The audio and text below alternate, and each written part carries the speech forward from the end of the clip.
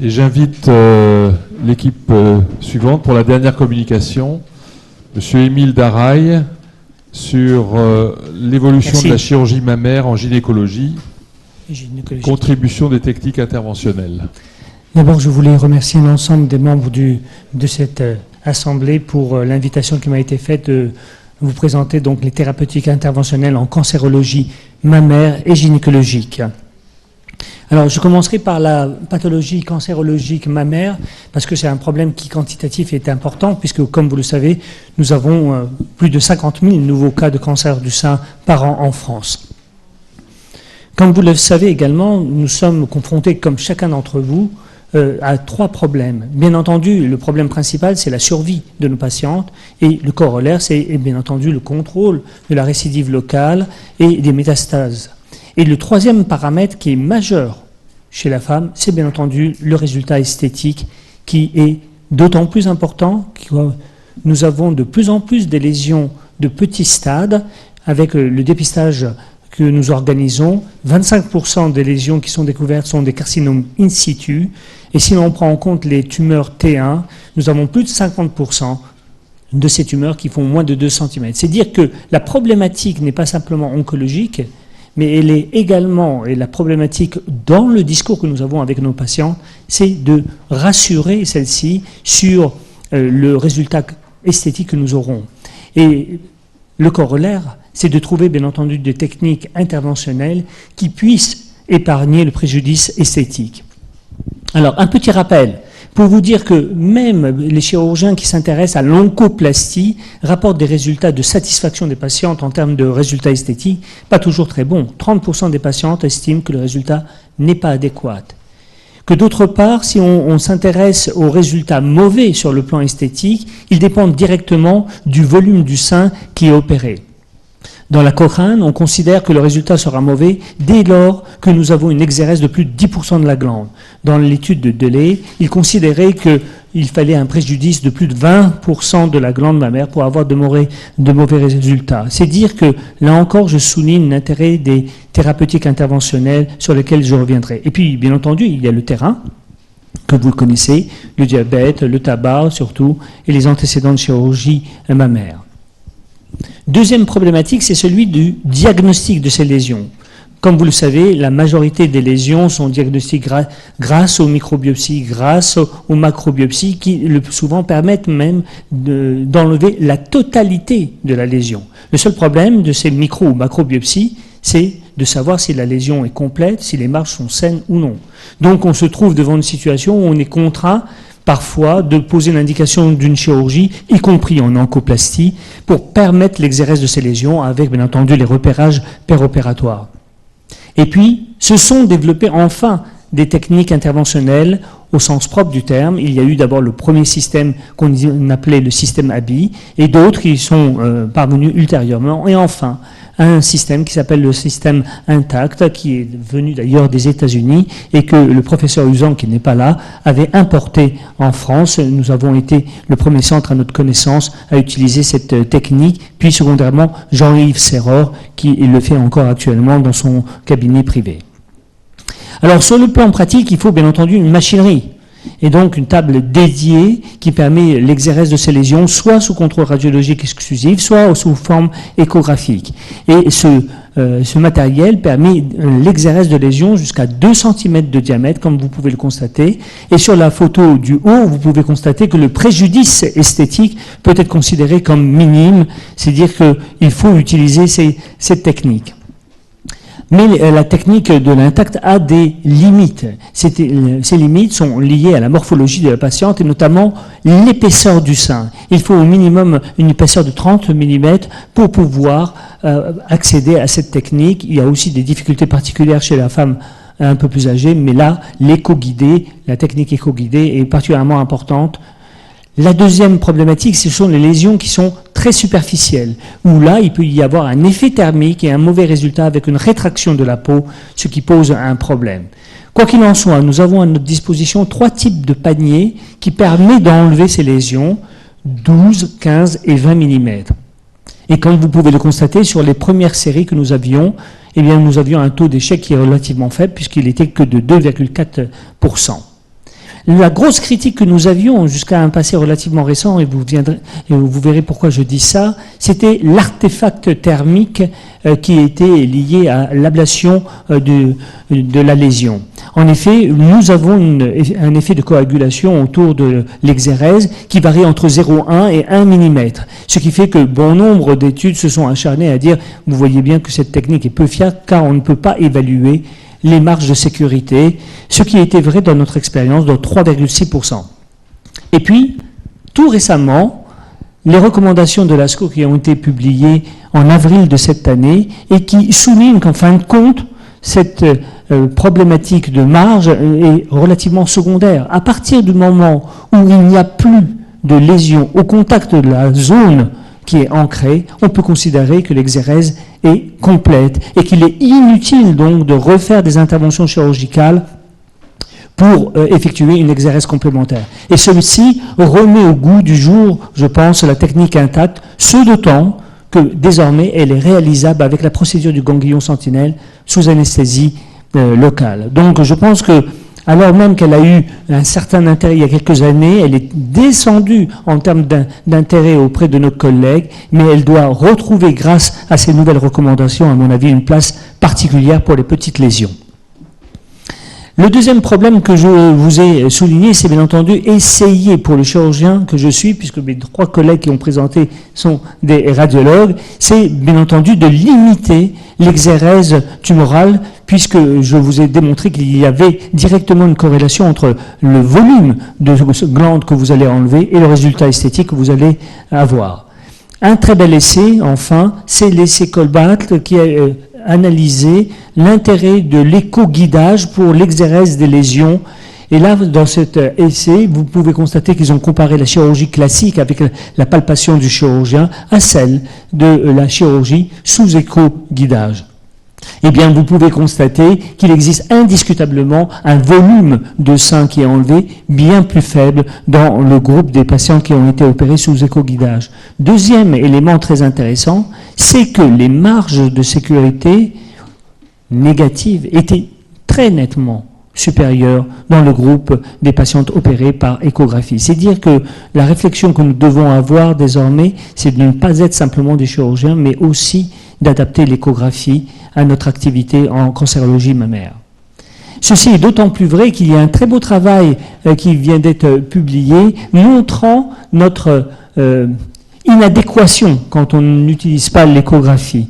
Voilà par exemple la nécessité de refaire des excisions complémentaires dans près de 30% des cas quand vous n'utilisez pas l'échographie versus 11%, et surtout, et ça c'est un vrai problème de pratique pour ceux qui font du sein, eh bien c'est l'excision dans le mauvais sens. On ne sait pas où aller chercher la lésion, et donc, regardez cet élément, dans 18% des cas, l'excision n'est pas faite dans le bon axe, et dans 80% des cas, on le fait de façon correcte quand on utilise l'échographie. Donc c'est là où on peut dire qu'il serait quasiment indispensable pour les petites lésions, désormais, d'introduire l'élément échographique dans notre stratégie thérapeutique. Ceci est d'autant plus vrai que, là encore, une revue de la littérature tout à fait récente, pour lesquelles je n'ai pris que les études prospectives, souligne de façon incontestable qu'il existe une corrélation directe entre le nombre, entre les patients qui ont bénéficié d'une échographie et le taux de marge négative. Une autre technique qui a eu son heure de gloire et qu'on peut encore utilisée, mais qui, à mon avis, a perdu un peu de son intérêt, qui est la technique Snoll. La technique Snoll, c'est très simple, c'est une technique qui consiste à injecter un produit radioactif en intratumoral dans les petites lésions, ce qui nous permet de détecter la lésion en péropératoire grâce à une gamma caméra, et d'autre part de réaliser dans le même temps opératoire la procédure du ganglion sentinelle. Le but était bien entendu l'exérèse, et si on regarde les quelques études, elles sont tout aussi efficaces que la chirurgie classique. Et le deuxième but, là encore, c'était d'essayer de diminuer l'exérèse importante en termes de volume, et vous voyez que parmi les deux essais prospectifs, il y en a une qui montre effectivement l'efficacité de cette technique, et la deuxième, pas du tout. Alors rentrons maintenant vraiment dans la technique interventionnelle qui allie à la fois la chirurgie et les techniques de destruction. Alors, Klinberg avait déjà publié un très beau travail il y a quelques années, mais qui avait été critiqué parce que le suivi des patientes était particulièrement court, donc c'était plus une étude de faisabilité. Et il a rapporté les résultats sur une centaine de patientes qui ont eu, pour 23, une tumorectomie selon les modalités classiques, suivie de radiothérapie, et de l'autre côté, des patientes qui ont eu une tumorectomie, puis en fin de tumorectomie, on fait un rapprochement de la glande mammaire par une sorte de bourse en laissant la partie centrale de la tumorectomie non fermée. Ceci pour permettre d'introduire l'appareil qui va provoquer une hyperthermie et donc stériliser les zones juxtant la tumeur. Technique intéressante ou du moins assez prometteuse. Dans ce deuxième bras, vous pouvez constater qu'il y a 9 patientes que l'on doit exclure, soit parce qu'elles avaient des marges qui étaient positives, soit encore parce qu'elles désiraient avoir une mastectomie, et il restait 68 patientes. Je répète que ces patientes ont eu la tumorectomie, l'hyperthermie, pas de radiothérapie du tout. Et vous avez un recul moyen de 68 mois pour ces patientes. Vous constatez qu'il y a un taux de récidive qui est voisin de 12%, quasiment celui que l'on retrouve dans le bras des patientes opérées par radiothérapie précédée de tumorectomie. Une autre étude qui vient de sortir tout récemment, donc c'est vraiment une réflexion plus qu'une réalité, c'est l'utilisation de nanoparticules marquées à l'or, permettant de provoquer un éco-guidage et donc un effet de destruction thermique par ce guidage échographique. C'est vraiment très innovant et je pense que pour les toutes petites tumeurs de moins de 10 mm, ça peut être une alternative tout à fait adéquate.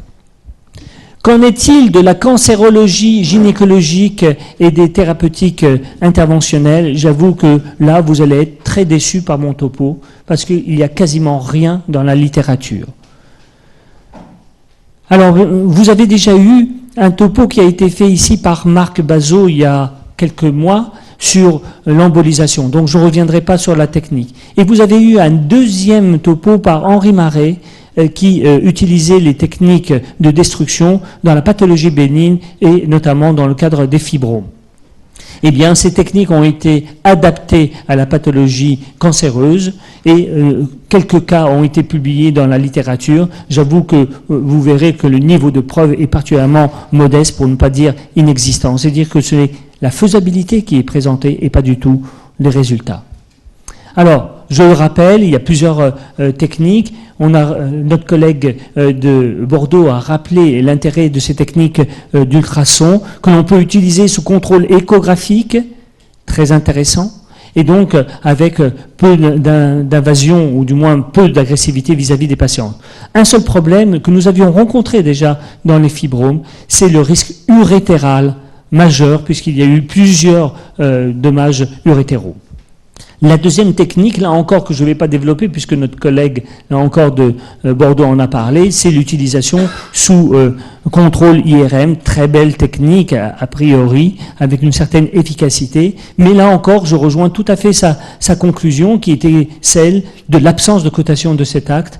Donc l'impossibilité de développer les techniques. Par exemple, pour la pathologie bénigne, il y avait 3 centres en France qui s'étaient intéressés au développement des techniques non invasives dans les fibromes. Il n'en reste plus qu'un seul, d'ailleurs, à Bordeaux. Le coût moyen, il est de 3 000 € et surtout, ce qui n'est pas pris en compte, 2 heures au minimum d'occupation de l'IRM, ce qui, bien entendu, doit être pris en considération dans l'utilisation de cette technique en cancérologie. Quoi qu'il en soit, il y existe un deuxième problème qui doit être évoqué sur le plan technique, c'est la faisabilité. La faisabilité apparaît évidente quand on s'intéresse aux tumeurs centropelviennes.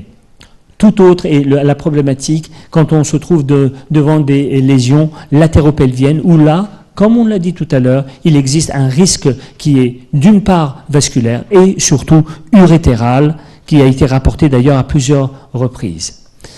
Pour terminer, voici les quelques expériences vous pouvez constater que c'est très très faible. La première série, 8 patientes ayant des maladies métastatiques. La deuxième série, 4 patientes ayant une tumeur pelvienne, avec une combinaison de radiofréquence et de chirurgie de débulking. Et tout récemment, je ne l'ai pas sorti, une dernière série de 20 patientes opérées pour des cancers. Et puis, un élément de réflexion. L'élément de réflexion, il émane de l'utilisation des techniques dans la pathologie bénigne, et notamment les myolyses qui sont utilisées sous contrôle cœlioscopique, qui présentent un intérêt, qui ont été décriés pendant très longtemps à cause de leurs résultats relativement modestes. Le matériel a évolué, il est de plus en plus efficace, et enfin nous avons un essai randomisé qui a été fait comparant la myomectomie cœlioscopique à cette technique. Il donne d'excellents résultats, même temps opératoire, même résultat à long terme, et cette technique, à mon avis, doit être réfléchie par les chirurgiens pour être éventuellement utilisée dans les tumeurs centropelviennes. Donc pour conclure, et je respecterai mon temps, c'est l'intérêt des thérapeutiques interventionnelles en cancérologie mammaire, indiscutable, et notamment le système intact, ce d'autant que nous pouvons, comme je vous l'ai dit tout à l'heure, utiliser la procédure du ganglion sentinelle. L'éco-guidage qui doit devenir, à mon sens, un élément incontournable dans la prise en charge des cancers du sein de petite taille. C'est une réflexion et c'est un apprentissage que les chirurgiens qui font de la scénologie doivent faire désormais. Et enfin, l'évaluation des techniques thermodablation avec ou sans tumorectomie qui, à mon avis, sont peut-être l'avenir. J'avoue que les premières études que nous avons faites en collaboration avec d'autres services nous ont paru quelque peu discutables jusqu'à présent. En tous les cas, un PHRC va commencer qui va permettre d'évaluer la faisabilité et les résultats. Et puis, il faut conclure, en cancérologie gynécologique, le niveau de preuve est vraiment très faible pour l'instant pour valider l'utilisation de ces techniques alternatives qui apparaissent dans la littérature comme de véritables techniques palliatives pour les cancers gynécologiques. Merci pour votre attention. Merci beaucoup. Est-ce que vous avez des questions à poser? Ce que je comprends, c'est que pour le cancer du sein, étant donné qu'on fait le diagnostic tôt, in situ au T1, dans 50% des cas, les résultats par ces méthodes mini-invasives, c'est aussi bon que si on faisait d'énormes opérations qu'on faisait il y a 50 ans, mais on donne à la femme la satisfaction d'avoir son sein comme elle veut. C'est bien ça? C'est tout à fait ça. Le seul problème, c'est le coût aussi de ce matériel. On tourne toujours en rond. C'est-à-dire qu'au tout début, nous avions une subvention une subvention par l'intermédiaire du laboratoire qui voulait promouvoir cette technique en France. Et puis, on nous a aidé pendant 3 ans. Puis, secondairement, on ne nous a pas aidé, donc on a été obligé de diminuer puisque l'appareil coûtait fort cher. Et puis maintenant, je pense que les nouvelles recommandations vraiment de l'ASCO qui modifient complètement la stratégie de la prise en charge du cancer du sein. Je ne sais pas si vous avez noté, mais il y a plus de 30% des cancers du sein qui sont réopérés pour être certains de l'exérèse insano.